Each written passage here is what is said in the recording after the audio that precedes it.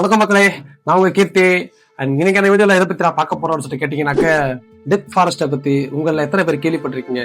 கேள்விப்படாம இருக்கீங்கன்னா அதை பத்தி கவலை வேணாம், அது சொல்லதான் நான் இருக்கேன். ஸோ வாங்க, டைம் வேஸ்ட் பண்ணாம ஸ்ட்ரைட்டா வீடியோக்குள்ள போலாம். சரியா, இந்த கதை எங்க இருந்து ஆரம்பிச்சது அப்படின்னு சொல்லிட்டு கேட்டீங்கன்னா, 1960களில் சீச்சோ மட்சுமோட்டோ அப்படிங்கிற ஒரு நாவலிஸ்ட் ஒரு நாவல் ஒன்று எழுதி சைனாவில் பப்ளிஷ் பண்றாரு. அண்ட் பப்ளிஷ் பண்ணதும் அந்த ஒரு நாவல் நிறைய பேர் வாங்கி படிக்கிறாங்க. அந்த கதையும் பயங்கர இன்ட்ரெஸ்டிங்கா இருக்கு. அண்ட் அவர் எழுதின அந்த ஒரு கதையில காதலர்கள் 2 பேர் போயிட்டு அந்த ஒரு டெத் ஃபாரஸ்ட் அப்படின்னு சொல்ற அந்த ஒரு ஃபாரஸ்ட்ல போயிட்டு தற்கொலை பண்ணிக்கிறாங்க. அண்ட் இது அந்த நாவலோட ஒரு உட்கருவாவே இருந்திருக்கு. இதை படிச்ச நிறைய பேர் அந்த காடுகள்லயும் போயிட்டு தானும் தற்கொலை பண்ணிக்கணும் அப்படிங்கிறதுக்காக போய் தற்கொலை பண்ணிக்கிறாங்க அப்படிங்கிறதுக்காக அந்த நாவலை படிச்சுட்டு அந்த நாவலை இன்ஸ்பயர் ஆகி தற்கொலை பண்ணிக்கிற. அன்லைக் அந்த ஒரு காடு அப்படின்னாக்க அந்த காடுகள்ல வந்து ஒரு சின்னதா சத்தமோ ஆறு நிறைய அளவுல வெளிச்சம் அப்படின்லாம் எதுவுமே இருக்காது. ஏன்னா பக்கத்துலயே வேல்கணும் எரிமலைகள் இருக்கிறனால எரிமலைகள் ஒரு டைம் வெடிச்சு அந்த எரிமலைகளோட பழம்புலாம் கீழே வந்து அந்த மரத்தோட வேர்களுக்கு கீழே படிஞ்சு ஸோ சவுண்ட் அப்சர்விங் மாதிரி அங்க செயல்பட்டுக்கிட்டு இருக்கு. ஸோ அதனாலேயே அந்த ஒரு காடுகளுக்கு போனாக்க இவங்க எல்லாருக்குமே ஒரு மாதிரி தனிமையில இருக்கிறது இன்னும் மன அழுத்தம் அதிகமாகிற மாதிரி அவங்களுக்கு ஃபீல் பண்ண வச்சு என்ன தற்கொலையும் பண்ணி வைக்குது. சரி, எதுக்காக தற்கொலை பண்றதுக்காக காடை சூஸ் பண்றாங்க, மெயினா அந்த காடை சூஸ் பண்றாங்க?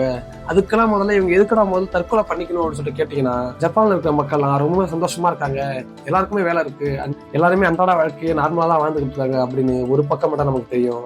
அண்ட் ஜப்பான் மக்கள் என்ன சொல்றாங்கன்னா, எங்களுக்கு இந்த மாதிரி ப்ராப்பரா இருக்கிறது எங்களுக்கு ஒரு மாதிரி லோன்லினஸ் இருக்கு, நிறைய ஸ்ட்ரெஸ் இருக்கு, இதுக்கு ஒரு சொல்யூஷனு அப்படின்னு சொல்லிட்டு எங்களுக்கு எதுவுமே கிடையாது அப்படின்னு சொல்லி நிறைய பேர் சொன்னதுனால அந்த ஒரு காடுகள்ல போய் இவங்களை தற்கொலை பண்ணிக்கிறப்போ இந்த ஒரு விஷயத்தையும் பதிவு பண்ணியிருக்காங்க.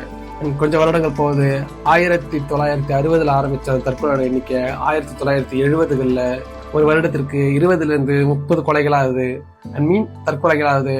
அப்படியே கொஞ்சம் வருடங்கள் போகுது. 1990களெல்லாம் 80-100 கொலைகள் அப்படிங்கிற ஸ்டேட்ல பதிவாயிருக்கு. கேட்கறதுக்கே பயங்கர விசித்திரமா இருக்குல்ல. ஒரு காடு, அந்த காட்டுல போயிட்டு சூசைட்ஸ், அதுவும் 1-2 அப்படின்னு இல்லை, 10-100 அது மாதிரி சொல்லிட்டு இன்க்ரீஸ் ஆகிட்டு இருக்கு. இதுக்கு ரீசன் பார்த்தாக்கா லோன்லினஸ் அப்படிங்கும்போது ஒரு மாதிரி இதை எப்படி சொல்றதே தெரியல. ஆக்சுவலா இங்க நிறைய பேருக்கு நிறைய விஷயங்கள் ஸ்ட்ரகிளா இருக்கலாம். யாரோட லைஃப்மே நார்மலா ஸ்மூத்தாமோ அவர் லைஃப் கிடையாது. அண்ட் நிறைய விஷயங்கள், நிறைய கஷ்டங்கள், நிறைய விஷயங்களை பார்த்து நம்மளால அப்சர்வ் பண்ணிக்க முடியாம, நம்மளால ஏற்றுக்கொள்ள முடியாத அளவுக்கு கஷ்டங்கள் வச்சோம். நம்ம யாரும் தற்கொலை அப்படிங்கிற ஒரு முயற்சியை எடுக்கக்கூடாது அப்படிங்கிறது தான் என்னோட ஹோப்ஃபுல். நிறைய வருடங்கள் போது கடைசியா 2010 வரைக்குமே அந்த காடுகள்ல 1000 பேருக்கு மேல தற்கொலை பண்ணி இருக்கலாம் அப்படின்னு சொல்லிட்டு, அதுக்கப்புறம் சைனா கவர்மெண்ட் இந்த இடத்துல எத்தனை பேர் செட் பண்ணாங்கிற சர்வே நான் யாருக்கும் சொல்ல மாட்டோம். ஸோ அதை இன்ஸ்பயர் ஆகி நிறைய பேர் வந்து இதை ஒரு ஃபேவரட் ஸ்பாட்டாக மாத்திட்டாங்க தற்கொலைக்காக அப்படின்னு சொல்லிட்டு. கம்ப்ளீட்டா 2010க்கு அப்புறம் அங்க எத்தனை பேர் சூசைட் பண்ணாங்க அப்படிங்கிறத மொத்தமா மூடி மறைக்க ஆரம்பிச்சிட்டாங்க. அண்ட் இப்பவுமே அந்த ஒரு காடுகள்ல அங்கங்க மார்க் பாயிண்ட்ஸ் எப்பயுமே எல்லாரையும் கவனிக்கிறதாக அங்க ஒரு பேட்ரோல் அப்படின்னு சொல்லிட்டு அலைஞ்சு தெரிஞ்சுக்கிட்டு தான் இருப்பாங்க.